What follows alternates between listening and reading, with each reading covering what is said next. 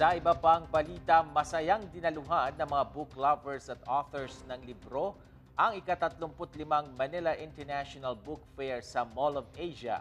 Pinilahan din ng mga book lovers ang kani-kanilang mga paboritong may akda para personal na magpapirma sa libro. Narito po ang report ni Karen Garucha. Dinaluhan ng mga book lovers kasama ang kanilang mga paboritong book authors ang ika-35 Manila International Book Fair na ginanap sa Pasay City. Taon-taon inaabangan ang malawakang book fair dahil nagiging pagkakataon ito upang makasama at makita sa personal ng mga bookworms ang kanilang mga hinahangaang book authors at samantalahin ang mababang presyo ng mga libro.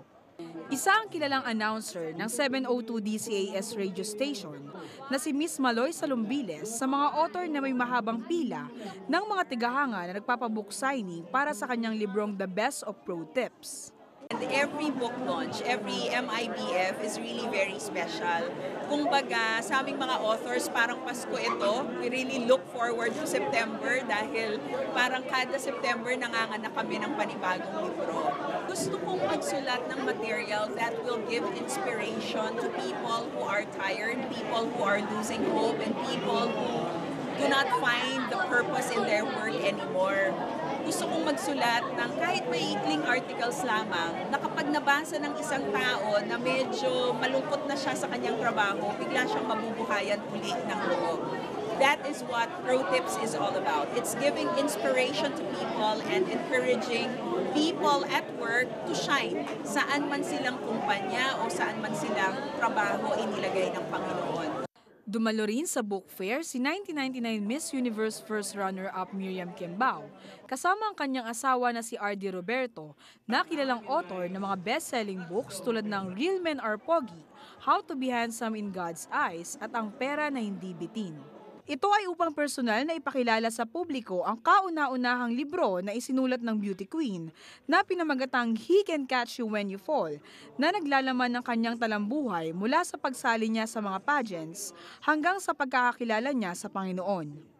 I really feel so grateful and blessed that the Lord has been faithful and helping me write and finally publish and launch this book. This is my first book, He Can Catch You When You Fall, the continuing life story of Miriam Kimbao. And to share with you something about this book, it's actually an inspirational storybook about how God can catch people when they fall. And I used my story to illustrate how God exactly did that. Not only during the Miss Universe pageant when I fell on stage, but on every time I fell in different situations in life, only to catch me and nurture and restore and redeem my life until I got to where I am today. Leaders are readers. So kung gusto nyo mag-grow po personally in your life, spiritually, intellectually, emotionally, magbasa po kayo. Of course, hindi natin kakalimutan mabasahin yung Bible, but God has gifted a lot of people in the literature ministry. So, basahin po natin yung mga libro nila. Hindi lang yung libro ko, pero ang mga libro ng ibang mga Christian author. Mabibless po kayo. God bless. Samantala, ang mga book lovers tuwang-tuwa sa kanilang pagpunta sa book fair dahil sa dami ng libro na nabili nila sa murang presyo.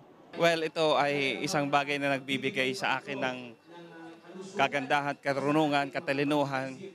Unang-una sa lahat ay mahilig ako sa aklat at maging ang aking mga anak, kasama ko rin sila ngayon, ito ay isang bagay na nagpapalawak ng kaalaman. Kaya itong sinamantala namin na merong book fair na ganito, I think it's very important kasi yun, mas na-expose yung mga tao sa mga libro. Yun. And I think books are very important tool para sa mga kabataan. Lalo na laganap na yung internet ngayon, di ba? So, mas maganda pa rin na nagbabasa tayo. Ang 100 pesos mo kasi maaari nang makabili ng 2 libro. Samantala, ang mga mamahaling libro na mamibili mo sa mga bookstores kapag binili mo sa book fair, umaabot sa 50% ang bawas sa totoong presyo. Bukas hanggang September 21 ang Manila International Book Fair mula alas 10 ng umaga hanggang alas 8 ng gabi sa SMX MOA Convention Center. Ako ang inyong kaibigan, Karen Garucha para sa Newsline.